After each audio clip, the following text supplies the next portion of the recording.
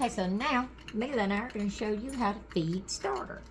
So what I've done is I have put a half cup of starter in here. So I want to feed it. So that means I want to match what's in this. So a half cup of starter means I'm going with a half cup of flour. Okay, so I'm gonna, there's a 4. That makes a half.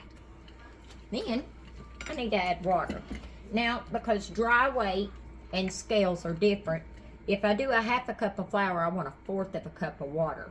Now my water is distilled, slightly warmer than room temperature or room temperature, never cold water straight out of the fridge.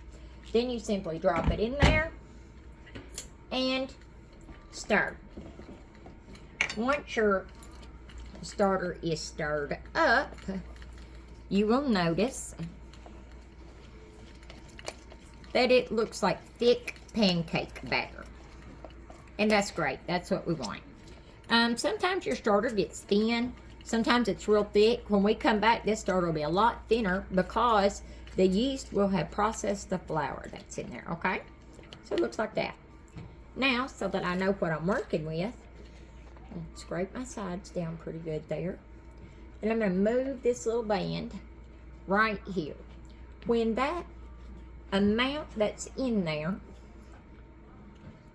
is up to here, I'm going to know that starter has eaten all the flour in there, okay? And then I'm going to feed it again to bulk it up. Or, if I'm not planning on baking anytime soon, I'm just going to dump half of it out and put it in the trash and set this in the fridge because I fed it.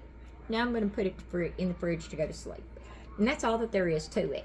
So if you're weighing on a scale for your starter, do 90 grams of flour, unbleached flour. Do 90 grams of unbleached flour and do 90 grams of water. If you're using measuring cups, you will use a half cup of flour and a 1/4 cup of water. Thank you so much. Oh, and we want to put a loose lid on this when it's outside of the fridge because it's going to be growing. If it's in the fridge, put the lid on there tight.